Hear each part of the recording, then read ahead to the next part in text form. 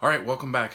Quick little video here just to kind of talk about one of the questions you're probably asking, which is why do we have this? Why are we using Schoology? Why are we doing a little mini online course over the course of a couple days?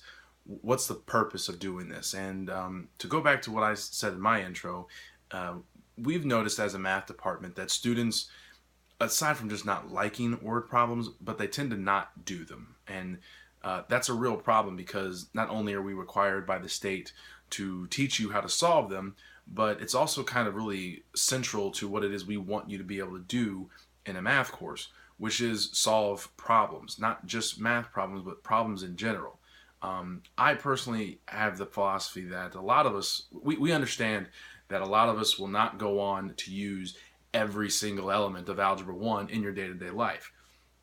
Lots and lots of people over time have gotten by with the ability to manage their checkbook, not spend more money than they have, and maybe plant a garden and figure out how much mulch to buy. I mean, a lot of people don't use some of the really high level math that we get into, but what everybody uses is they have to figure out a way to solve a problem.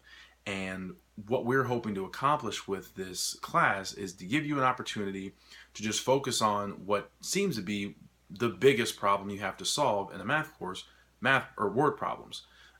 We want you to get into some stuff that you're not comfortable with and find a way out of it. We're giving you a tool to help with that, but we're giving you a tool much the same way that I wouldn't ask you to build a shed without a hammer.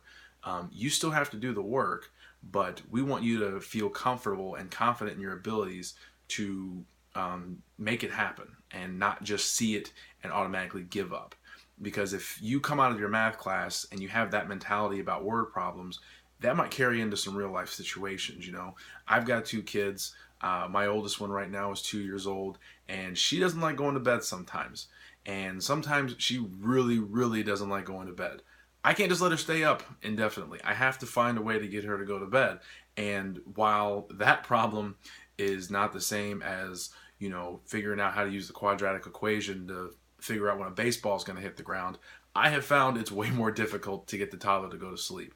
So I have to draw on the same types of skills that you would have to draw on if you're solving a word problem, right? Perseverance, being creative, trying to come up with new ideas that you haven't come up with before.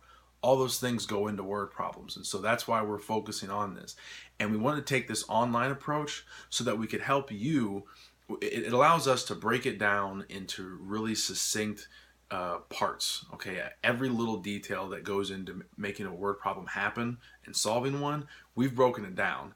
And this is going to allow you then to really find the part that you struggle with. Is it the setup?